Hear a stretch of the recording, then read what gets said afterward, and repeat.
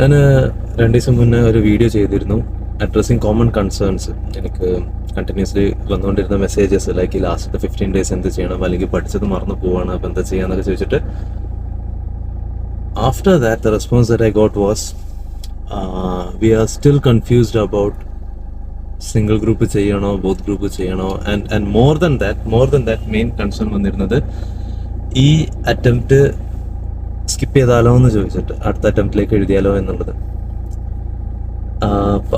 പലരും പറഞ്ഞ് health issues ഭയങ്കര വേഴ്സ് ആവുന്നുണ്ട് ഈ എക്സാമിൻ്റെ സ്ട്രെസ് കാരണം, പ്രിപ്പറേഷൻ സ്ട്രെസ് കാരണം, അപ്പോൾ ഈ അറ്റംപ്റ്റ് ഒഴിവാക്കിയാലോ എന്നൊക്കെ ചോദിച്ചിട്ട്. ഇതിൽ like see okay there is nothing wrong ultimately in giving a single group. ഞാൻ ആ ഏരിയ ആദ്യം ഡിസ്കസ് ചെയ്യാം, and then will go back to ഇത് സ്കിപ്പ് ചെയ്യണോ അടുത്തേക്ക് പോകണോ എന്നുള്ളത്. There is nothing wrong in giving single group. പക്ഷേ what you have to decide is, അല്ലെങ്കിൽ നിങ്ങൾ മൈൻഡിൽ വെക്കേണ്ട ഒരു ഫാക്ടർ, നിങ്ങൾ സ്കിപ്പ് ചെയ്യാൻ ഉദ്ദേശിക്കുന്നത് സെക്കൻഡ് ഗ്രൂപ്പാണ്, ആൻഡ് നിങ്ങൾ എഴുതാൻ ഉദ്ദേശിക്കുന്നത് ഫസ്റ്റ് ഗ്രൂപ്പ് ആണെങ്കിൽ നിങ്ങൾക്ക് അതിൽ നിന്ന് പ്രത്യേകിച്ച് ബെനിഫിറ്റ് ഒന്നും കിട്ടാനില്ല.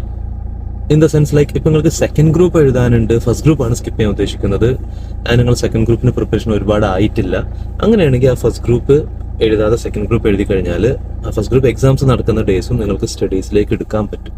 നിങ്ങൾക്ക് അത്ര എക്സ്ട്രാ ടൈം കിട്ടുന്നുണ്ട് എന്നുള്ളൊരു ബെനിഫിറ്റ് ഉണ്ട്. That is fine, okay. അതല്ല, നിങ്ങൾ സ്കിപ്പ് ചെയ്യാൻ ഉദ്ദേശിക്കുന്ന സെക്കൻഡ് ഗ്രൂപ്പാണ്, നിങ്ങൾക്ക് പ്രത്യേകിച്ച് ഒന്നും കിട്ടുന്നില്ല അതിന് ബെനിഫിറ്റ്. നിങ്ങൾ എന്തായാലും പേയ്മെന്റ് നടത്തി റീഫണ്ട് കിട്ടാനും പോകുന്നില്ല. It is always beneficial to write both groups. എങ്ങനെ എഴുതുക ബോത്ത് ഗ്രൂപ്പ്സ്? നമ്മൾ ഫസ്റ്റ് ഗ്രൂപ്പിന് തന്നെ ഏറ്റവും കൂടുതൽ ഇമ്പോർട്ടൻസ് കൊടുത്തോടെ. സെക്കൻഡ് ഗ്രൂപ്പ് ഒരു എക്സാമിന് നമുക്ക് എന്തായാലും 3 days ലീവ് ഉണ്ട്, അത് നോക്കിയാൽ വേണ്ട.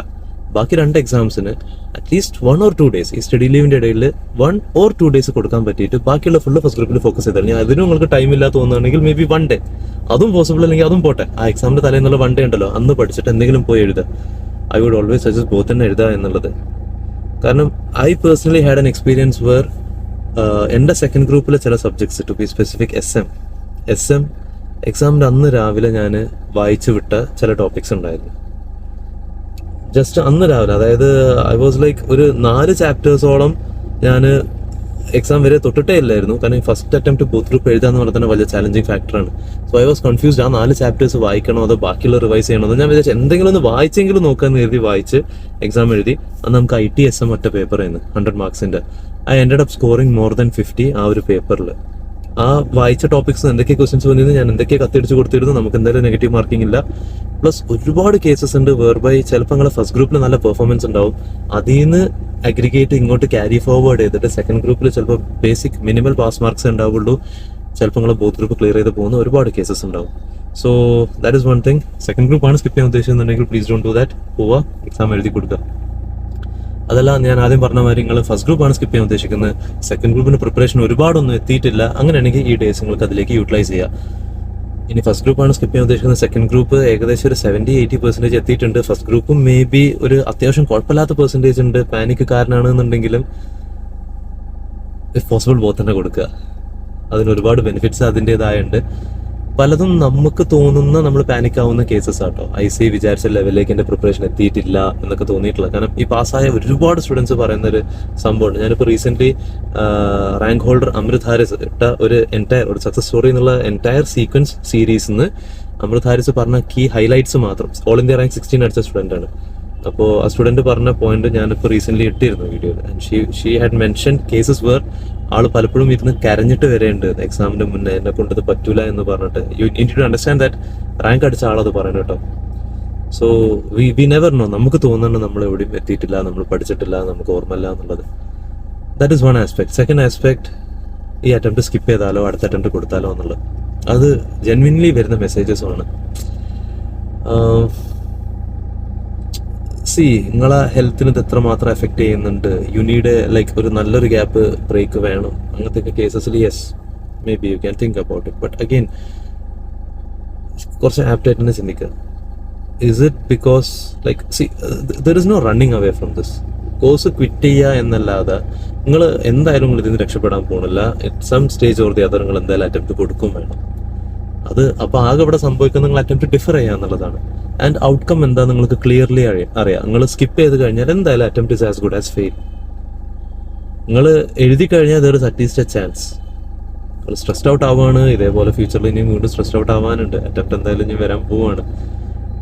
Plus I have various instances എന്നെ ഒരുപാട് പേഴ്സണലി എഫക്ട് ചെയ്തത്. എനിക്ക് ഭയങ്കര ക്ലോസ് ആയിട്ടുള്ള ആൾക്കാർ അവർ like there was this particular friend of mine.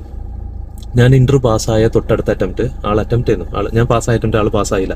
അടുത്ത അറ്റംപ്റ്റ് ആൾ എക്സാം എഴുതാനുള്ള അറ്റംപ്റ്റ് ആണ്.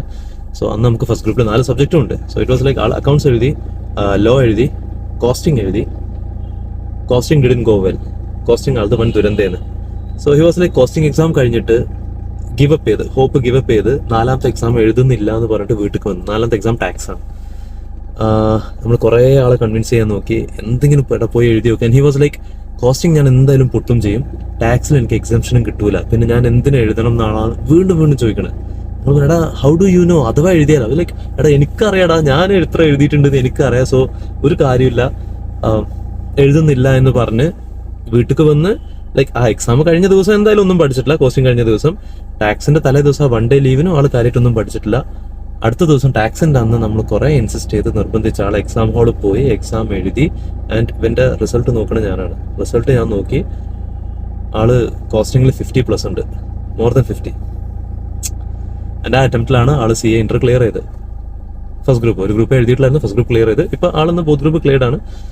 So imagine a situation where ഇപ്പോൾ അവൻ്റെയൊക്കെ കേസിൽ അവന് കോസ്റ്റിംഗ് കഴിഞ്ഞിട്ട് ഞാൻ പൊട്ടും എന്ന് ഉറപ്പിച്ചാണ്ട് ടാക്സ് എഴുതാതിരുന്നിട്ട് റിസൾട്ട് വരുമ്പോൾ you have 50+ in costing and ടാക്സിന്റെ അവിടങ്ങൾക്ക് ആബ്സെന്റ് എന്നുള്ള മാർക്കാണ് വന്നതെങ്കിൽ ഇറ്റ്സ് ലൈക്ക് ആളെ ഒലക്കൊണ്ട് അടിച്ചു കൊല്ലണോ അതോ കത്തി കൊണ്ട് കുത്തി കൊല്ലണോ എന്നുള്ളത് ആയിരിക്കും പിന്നുള്ള ഡിസൈഡ് ചെയ്യേണ്ട ഫാക്ടർ. ഐ ലൈക്ക് സി, നമ്മളായിട്ട് നമ്മളൊരു അറ്റംപ്റ്റ് കളയാൻ പാടില്ല കേട്ടോ. വി നെവർ നോ, നമ്മൾ ചിലപ്പോൾ പാസ്സാവാൻ എഴുതിയ അറ്റംപ്റ്റ് ആയിരിക്കും അത്. ഞാൻ എക്സാം എഴുതുമ്പോഴും ഞാൻ ലൈക്ക് CPT ഒക്കെ എഴുതിയപ്പോൾ ഉറപ്പായിരുന്നു, എഴുതുന്നതിന് മുന്നേ തന്നെ ഉറപ്പായിരുന്നു പാസ്സാവും എന്നുള്ളത്. ഇന്റർ എഴുതിയപ്പോൾ I was like may be ഒരു ഗ്രൂപ്പ് കിട്ടാനുള്ള ചാൻസ് ഉണ്ട്, ബോത്ത് ഗ്രൂപ്പ് എന്തായാലും കിട്ടൂല. ഫൈനൽ എഴുതിയപ്പോൾ ഐ വാസ് 100% ഷുവർ ബോത്ത് ഗ്രൂപ്പും പൊട്ടും എന്നുള്ളത്. പക്ഷെ റിസൾട്ട് വന്ന് പാസ്സായി. And if you ask me എനിക്ക് ഇനി എക്സാം എഴുതാൻ ധൈര്യം ഉണ്ടോ ചോദിച്ചാൽ ഞാൻ എഴുതൂല, കൊന്നാലും എഴുതൂല. ഐ മീൻ എങ്ങനെയോ പാസ്സായതാണ്, ഇനി അങ്ങനെ ഒരു ധൈര്യം എനിക്കില്ല. So that was the attempt in which എനിക്ക് എഴുതി വെച്ച അറ്റംപ്റ്റ് ആയിരുന്നു. ഞാൻ പാസ്സാവണം എന്ന് എനിക്ക് ദൈവം ഫേറ്റ് എഴുതി വെച്ച എൻ്റെ അറ്റംപ്റ്റ് ആയിരുന്നു അത്. ഇനി അങ്ങനത്തെ ഒരു കോമ്പിനേഷൻ ഓഫ് മാർക്സ് എനിക്ക് കിട്ടണം എന്നില്ല. ഞാൻ ക്യാരി ഫോർവേഡിൽ പാസ്സായ ആളാണ്, ജസ്റ്റ് പാസ്. അപ്പോൾ യു നെവർ നോ, നിങ്ങൾ അറ്റംപ്റ്റ് ആയിരിക്കും ചിലപ്പോൾ അത്. നിങ്ങളായിട്ട് സ്കിപ്പ് ചെയ്ത് കഴിഞ്ഞാൽ ചിലപ്പോൾ റിഗ്രറ്റ് ചെയ്യുന്ന സിറ്റുവേഷൻ വന്നേക്കാം. You never know that. Give your best. That was one scenario. Second scenario was എൻ്റെ വേറെ ഫ്രണ്ട് ഉണ്ട്. ആൾ ഏകദേശം 2-3 അറ്റംപ്റ്റ് ഫൈനൽ എക്സാം എഴുതിയിട്ട് ഫെയിലായി. അവസാനം പുറത്ത് ഗൾഫിൽ ഒരു ജോബിന് അപ്ലൈ ചെയ്ത് ജോബ് കൺഫേംഡ് ആയി. അപ്പോൾ അതിൻ്റെ മുന്നേ തന്നെ ആള് I think it was his 4th attempt, 4ാമത്തെ അറ്റംപ്റ്റിന് എക്സാമിന് അപ്ലൈ ചെയ്തിരുന്നു. ഈ ജോബിന് പോണിന് മുന്നേ എക്സാമിന് അപ്ലൈ ചെയ്ത് ഇപ്പോൾ ജോബ് കൺഫേംഡ് ആയി. പക്ഷെ അതിൻ്റെ ഇടയിൽ എക്സാമിൻ്റെ ഡേറ്റ്സ് വന്നു.